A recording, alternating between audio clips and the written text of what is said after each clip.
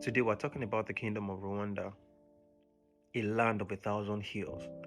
But you see, hidden among those hills was even something greater, a kingdom, a place where one crown ruled over 100 clans, where discipline was sacred, and where unity wasn't just a dream, it was law.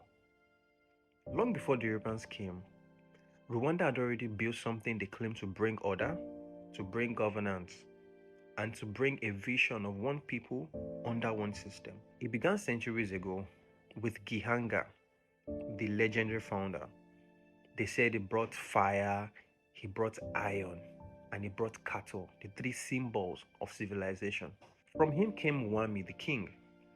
He wasn't a ruler who was greedy, he ruled with balance and he ruled with guidance. The people moved like one body.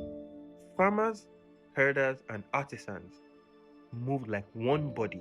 By the time Mwami, one of the kings, rose in the 1600s, the kingdom was no longer a collection of clans. It was a machine, organized, disciplined, and very efficient. And then another king, Mwami, in the 1800s, Rwanda became one of the most centralized kingdoms of Africa. A small land with an iron will. A small land with a very strong sense of purpose. They moved together as one body, unified under one system. Then came the outsiders. The Germans saw a system that worked, that was efficient. And guess what they did? They ruled through it. They ruled through the king over the people. But after World War I, when the Germans lost the war, the Belgians took over. They looked at Rwanda's social layers, the Hutu, the Tutsi, and the Twa, and they carved them apart. They carved them into ethnic identities. Something the Rwandans did not really recognize at first. They might have been different people, but they moved as one body. And then the Belgians came and they just divided them. They decided who was superior and who was not. Imagine they issued ID cards to different ethnic groups. For what? And that's how you know it was intentional. They came with an intention to divide those people because they wanted something they had. We've been okay all along, and then you came from outside and you decided who was superior and who was not. It's appalling.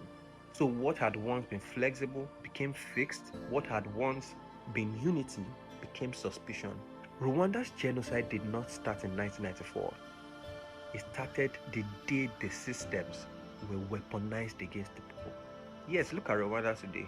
The same instinct for order, the same discipline, the same iron will, and the same sense of purpose. They used that to rebuild it from the ashes. Leaders with a vision, leaders with a sense of identity. And so the spirit of unity, the spirit of purpose, the spirit of a collective identity lives on in Rwanda today. Not in the palaces, but in the quiet determination of the people. The Kingdom of Rwanda reminds us that Africa did not need to be taught order. It needed to be left alone to live it. And that is the lesson that needs to be learned even today. If you look all around Africa, we have leaders with no sense of purpose, leaders with no sense of identity, leaders who have been battered mentally by oppression. So as we have gained independence, mentally we are still enslaved all around Africa. So we need to gain independence also mentally. And that is the purpose of this conversation we're having. Many more conversations like this need to happen. But until then,